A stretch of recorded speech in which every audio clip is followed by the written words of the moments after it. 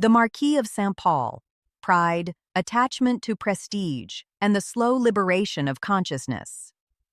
The testimony of the Spirit. Marquis of St. Paul, presented in the second part of Heaven and Hell, offers a clear analysis of the effects of social pride, attachment to position, and the difficulty in abandoning identities built upon power and prestige. His account shows that death does not instantly dissolve these psychic structures, but directly exposes them to consciousness.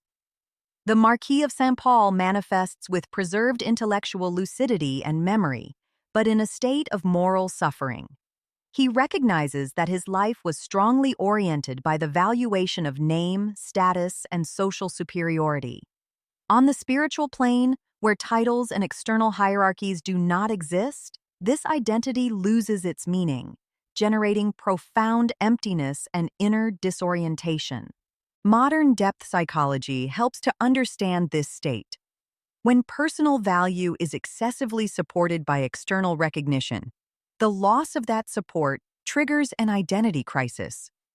On a spiritual level, this crisis intensifies as consciousness begins to perceive itself without the symbols that previously upheld its self-esteem. Suffering arises from the clash between the constructed image and the essential reality of being. Spiritism clarifies that the Marquis of St. Paul does not suffer from acts of explicit violence, but from persistent pride and the difficulty in accepting the fundamental equality among spirits. Moral pain arises when consciousness realizes that it has lived more to maintain a position than to develop lasting internal virtues. Modern science reinforces this reading by showing that rigid identities, based on social roles, tend to generate suffering when confronted with inevitable changes. Psychological health requires identity flexibility and the ability to redefine one's worth based on internal criteria. In the spiritual realm, this flexibility is even more necessary.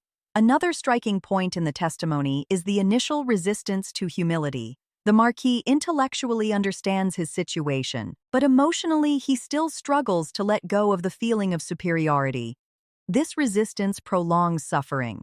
Spiritism teaches that suffering persists as long as consciousness clings to what it can no longer sustain. Meanwhile, the account also reveals the beginning of a process of liberation. By recognizing, albeit with difficulty, that all spirits walk under the same laws of progress, the Marquis of St. Paul takes the first steps toward inner reconstruction.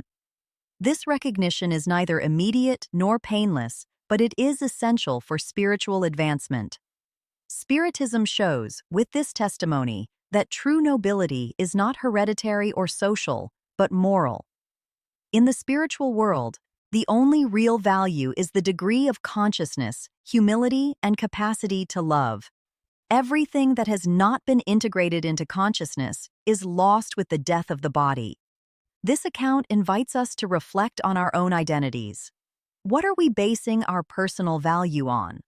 On positions, titles, external achievements, or on internal qualities such as ethics, empathy, and responsibility? The future life reveals clearly what we truly are, not what we appear to be. The Marquis of St. Paul teaches us that detachment from pride is one of the most difficult stages of evolution, but also one of the most liberating. When consciousness abandons the illusion of superiority, it makes room for true equality, sincere learning, and inner peace. If this testimony has helped you reflect on pride, identity, and spiritual humility, like, share, and leave your comment. Your participation helps this message reach more people.